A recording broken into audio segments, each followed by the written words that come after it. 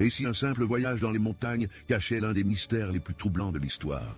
Laissez-moi vous raconter l'affaire terrifiante du col Dyatlov. En janvier 1959, 9 randonneurs expérimentés se lancent dans une expédition périlleuse dans les montagnes de l'Oural en Russie. Leur chef, Igor Dyatlov, a tout planifié dans les moindres détails. Mais quelques jours après leur départ, leur silence radio inquiète. Une mission de sauvetage est lancée, et ce qu'ils découvrent dépasse l'entendement. Le campement est retrouvé, mais leur tente est déchirée de l'intérieur.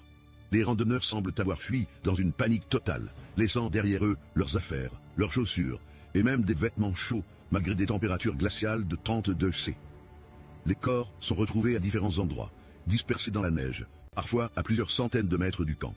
Certains sont morts d'hypothermie, mais d'autres présentent des blessures effrayantes et inexplicables. Des côtes brisées comme sous l'impact d'une force immense, des crânes fracturés, et l'une des randonneuses est retrouvée sans langue ni yeux.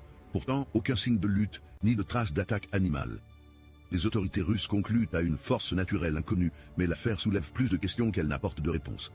Était-ce une avalanche? Des tests militaires secrets? Une arme soviétique expérimentale? Certains évoquent même des créatures surnaturelles ou une rencontre extraterrestre. Malgré des enquêtes supplémentaires et des théories modernes, personne ne peut expliquer exactement ce qui est arrivé ce soir-là. Le mystère du col Dyatlov reste irrésolu, et plus de 60 ans plus tard, il fascine encore le monde entier. Et toi, quelle est ta théorie?